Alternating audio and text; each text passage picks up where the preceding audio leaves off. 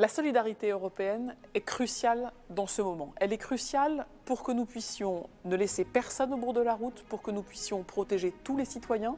Parfois, elle s'exerce vis-à-vis de la France, parfois c'est nous, France, qui apportons notre soutien à d'autres pays, à d'autres citoyens en difficulté.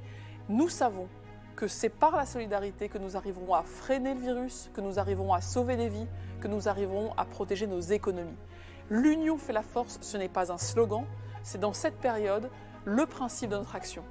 Alors la France a été le premier pays à demander à ce qu'au niveau européen, nous nous saisissions de l'ampleur de cette crise en organisant dès le 10 mars dernier un Conseil européen extraordinaire. C'était un moment crucial pour nous coordonner, que ce soit sur nos frontières, sur la recherche, sur bien sûr également les mesures économiques.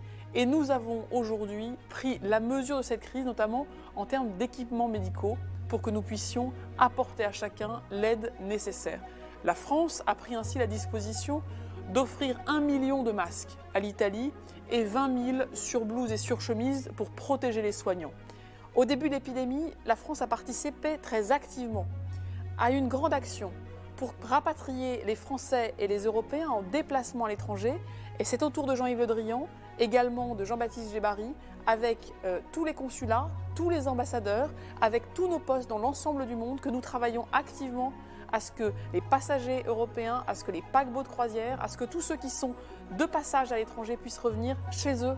Enfin, nous avons également pris des mesures très fortes avec nos voisins, parce qu'il y a beaucoup de Français qui travaillent juste de l'autre côté de la frontière, qui sont des frontaliers, et que nous puissions ainsi, par des mesures fortes, protéger leur travail, protéger leurs droits. Et puis je tenais aussi à remercier pour la solidarité que nous recevons, nous Français. Je tenais en particulier à remercier l'Allemagne, le Luxembourg et la Suisse. Plus de 100 patients ont déjà été accueillis et nous remercions les pays également d'avoir permis leur transfert dans ces hôpitaux. Je tenais, comme l'a fait déjà le président de la République, vraiment solennellement à remercier l'Allemagne, le Luxembourg et la Suisse pour ce soutien majeur qu'ils apportent. La France est et restera au rendez-vous de cette solidarité, parce que la solidarité, c'est notre meilleure arme pour combattre le virus.